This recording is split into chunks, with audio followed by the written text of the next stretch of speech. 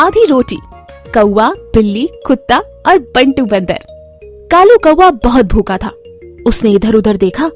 कुछ दूर जाने पर उसको एक स्वादिष्ट रोटी नजर आई। उसने झट से रोटी झपट ली।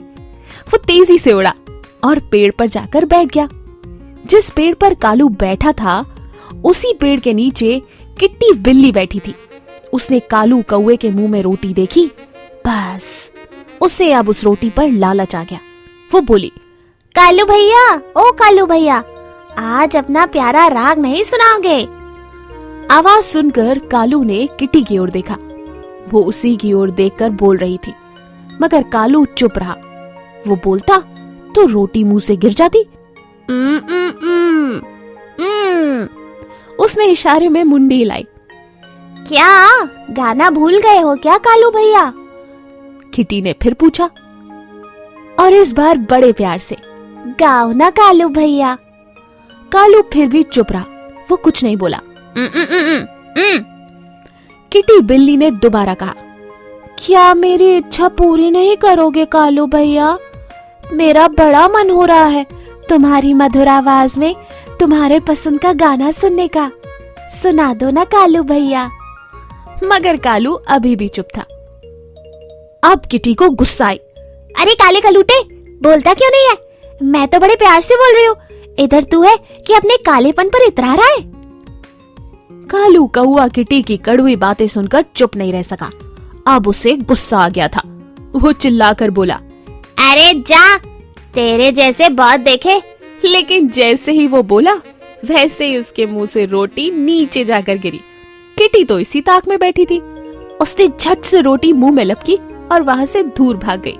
किट्टी दूर गई थी कि सामने एक कुत्ता आ गया। उसने किट्टी के मुंह में रोटी देख ली। रोटी देखकर उसके मुंह में पानी आ गया। इस कारण वह किट्टी को देखकर घुर्राया। रुक बिल्ली, तू कहाँ भागती है? तूने कालू को बेवकूफ बनाकर रोटी छीनी। ठहर, तुझे अभी मजा चखाता हूँ। वो भागते हुए बिल्ली के पीछे दौड़ा। कुत्ते से बिल्ली बहुत डरती थी। उसे कुत्ते के इस रूप से अपना पीछा छुड़ाना था। उसे कुत्ते के रूप में अपने पीछे मौत दौड़ती हुई नजर आई। इसलिए उसने सबसे पहले खुद को बचाना जरूरी समझा। वो जल्दी से कुत्ते से पीछा छुड़ाने का उपाय सोचने लगी, मगर उसे कोई उपाय नजर ही नहीं आया। वो रोटी छुड़ाकर भाग गई। कुत्ते को रोटी चाहिए थी। उसने झट से रोटी उठाई और वहां से भाग लिया। कुत्ता बहुत खुश था। आज उसे बिना मेहनत किए रोटी जो मिल गई थी। आज तो मैं ताजा ताजा रोटी खाऊंगा। वो तुरंत अपने घर की ओर चल दिया। कुत्ते के घर के पास एक पेड़ था। उस पेड़ पर बंटू बंदर बैठा हुआ था। उसने कुत्ते के पास रोटी देख ली। अब उसे भूख लगने लगी। रोटी देखकर उसके मुंह में पानी आ गया। काश ये रोटी मुझे मिल जाती। वो ये सोच ही रहा था। बंटू नीचे उतरा। कुछ ही समय में वो कुत्ता उसके सामने खड़ा था।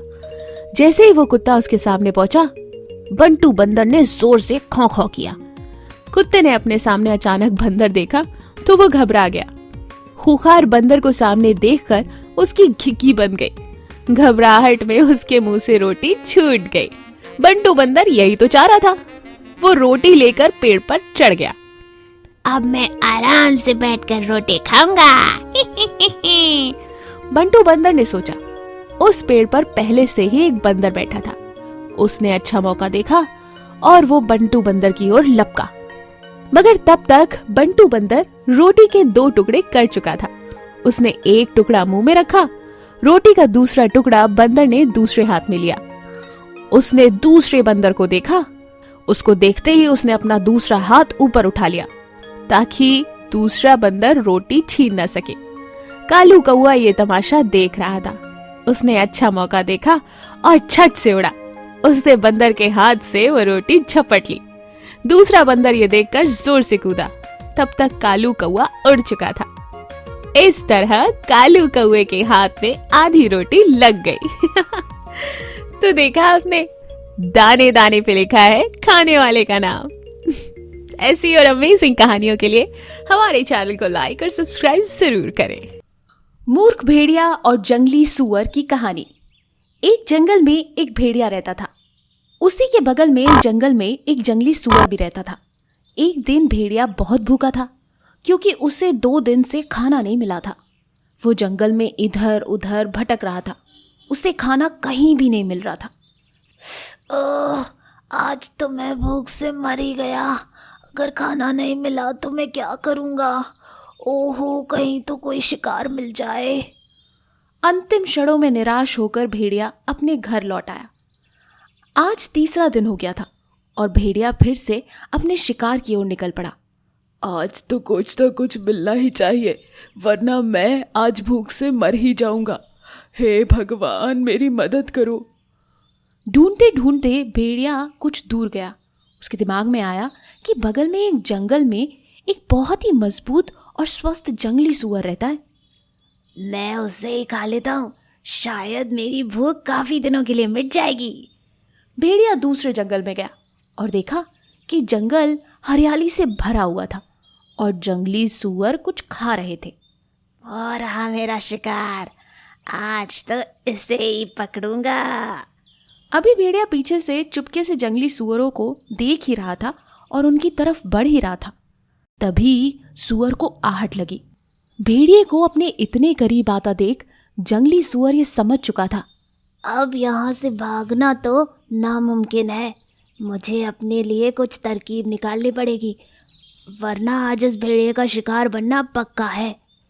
जंगली सूअर ने अपना दिमाग चलाया और तुरंत भेड़िए से मुड़कर बोला, तुम बहुत भूखे लगते हो, तुम मुझे खा सकते हो, क्योंकि दूसरों की मदद करना हमारा कर्तव्य है। भेड़िया आश्चर्य में पड़ गया। ये क्या? ये जंगली सूअर खुद मेरा भोजन बनना चाहता है? ऐसा कैसे? तभी सूअर ने कहा, तुम एक काम करो, तुम अपनी आंखें बंद करो और अपना मुंह खोल दो, ताकि मैं सीधे तुम्हारे मुंह में चला जाऊं। जंगली सूअर की बातें सुनकर भेड़िए ने वही किया जैसा सूअर ने कहा था। सूअर तेजी से उसकी तरफ आया और टक्कर मारता हुआ वहां से भाग गया। भेड़िया बेचारा बेहोश हो गया था और उसका शिकार उसके हाथ से निकल चुका था। तो देखा आपने, इस कहानी से हमें ये सीख मिलती है कि अगर समझदारी से कोई काम करो तो बहुत आसान तरीके से उसका हल निकाला जा सकता है। हमें कभी भी अपने दुश्मन से डरना नहीं चाहिए। ऐसी और अमेजिंग कहानियों के लिए हमारे चैनल को लाइक और सब्सक्राइब करना ना भूलें।